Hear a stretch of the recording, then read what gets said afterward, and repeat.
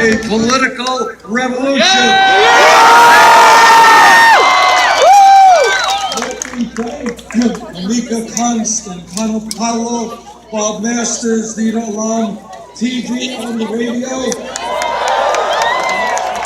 Fisher Stevens, and a very dear friend of mine, a man who has spent his whole life fighting for social and racial and economic justice, Danny Glover.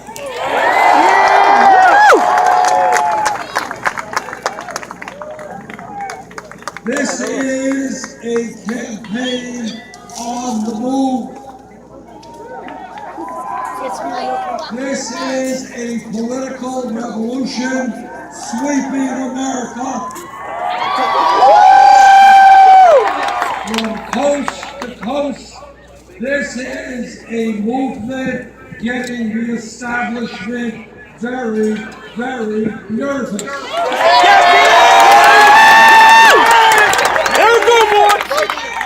When we started this campaign, we were 70 points behind Secretary Clinton. Today, in Southwestern polls, we are winning.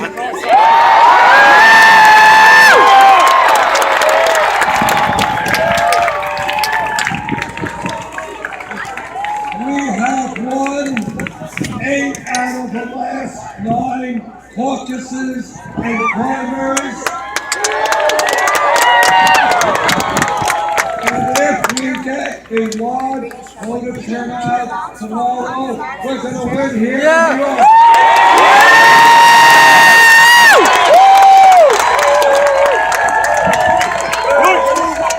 This is a campaign which in every national poll is defeating Donald Trump by double digits.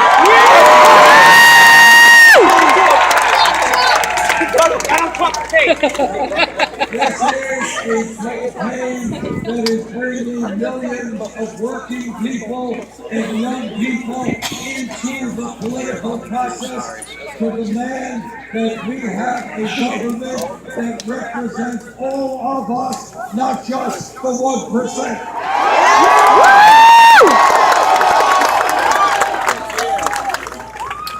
This is a campaign that is not just about electing a president, it is a campaign about transforming America.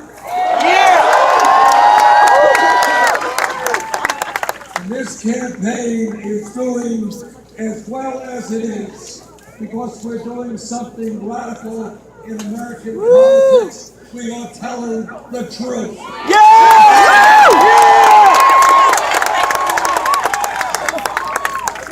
And that truth is that today we have a corrupt campaign finance system that is undermining American democracy.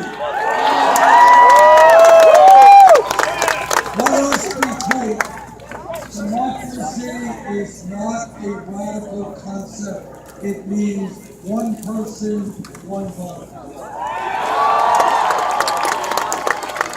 Democracy is not about super PACs and Wall Street and billionaires making large campaign contributions. That is not democracy, that is oligarchy, and together we will turn that around.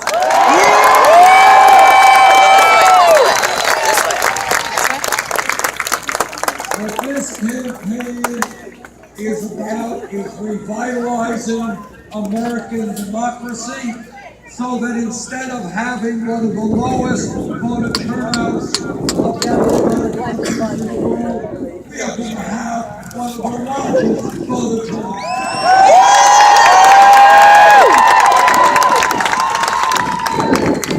This campaign is about telling Republican governors, no, you're not going to suppress the vote. Every American 18 or older is going to participate.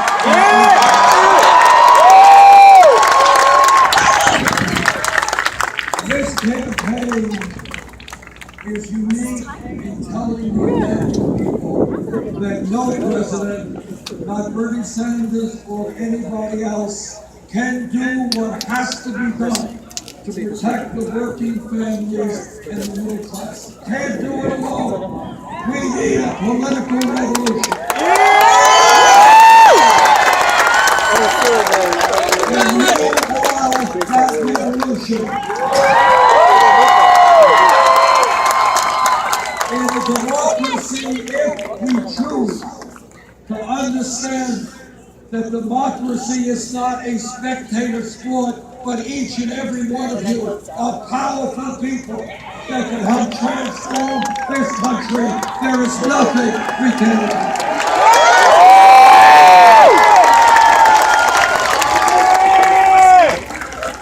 They may have the money, they may have the power, but when people stand together with a vision, with determination, there is nothing that we cannot accomplish.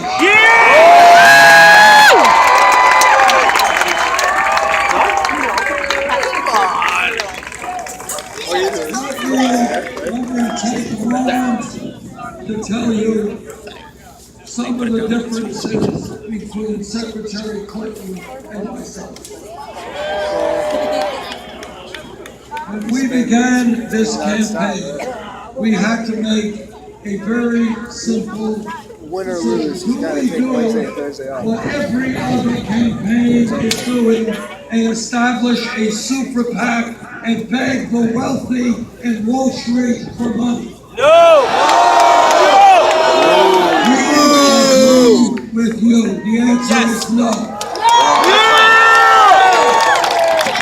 We don't want a super PAC. We don't want their money. We don't represent We don't need their it! interests. We don't need it! So we went out to the American people and we said, if you want a candidate who's going to stand with you, who is prepared to take on the big money interests, we need your help. And in the last 11 months, unbelievably, we have received over 7 million individual campaign contributions.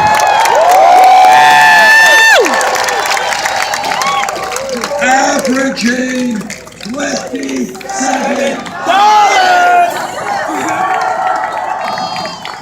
Now that is unbelievable. And what that is about is saying that we can run a winning national campaign without being dependent on the big money interests.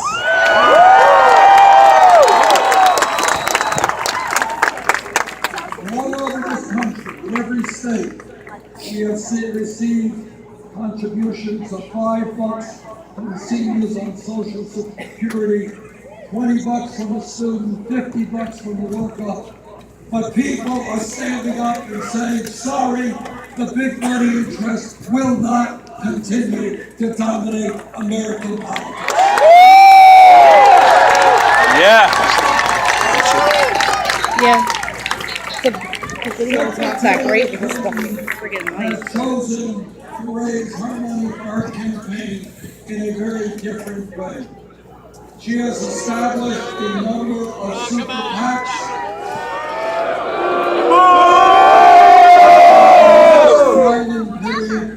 Her largest super PAC reported $25 million in special interests, including $15 million from Wall Street.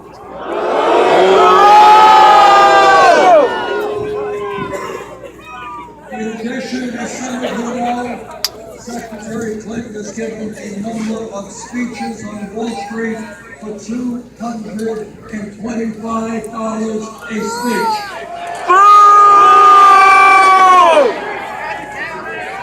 Now, what I think is that if you give a speech for $225,000, it must be an extraordinary speech, don't you think? It must be a brilliant, insightful speech which will enable us to solve many of the global crises that we face. page written in Shakespearean prose. And for those reasons, I think the secretary should share that speech.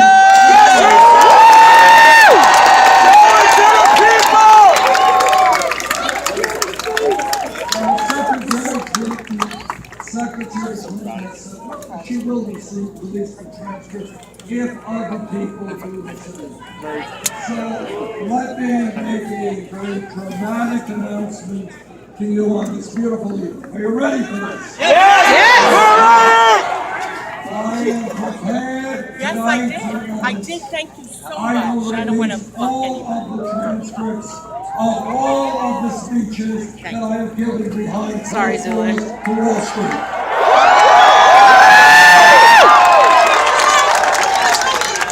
Are you ready? Yeah! Here they are.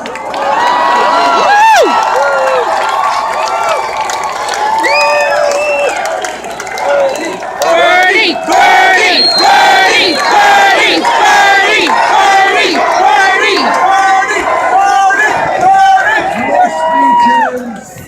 Those speeches, $225,000. No speeches will, but my cell phone remains on, and I am awaiting that call from Wall Street.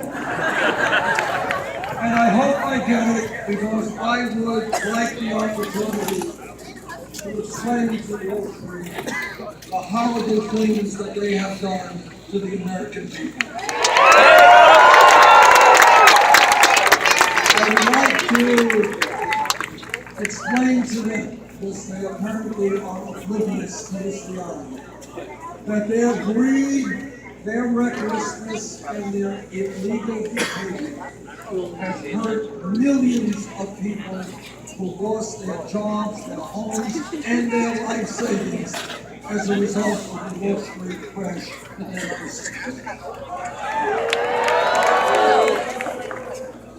And if you take a deep breath and you look at what goes on Wall Street, what you all understand that in the last year, most recently last week, Goldman Sachs reached an agreement with the federal government for a settlement of $5 billion. Other banks reached larger settlements.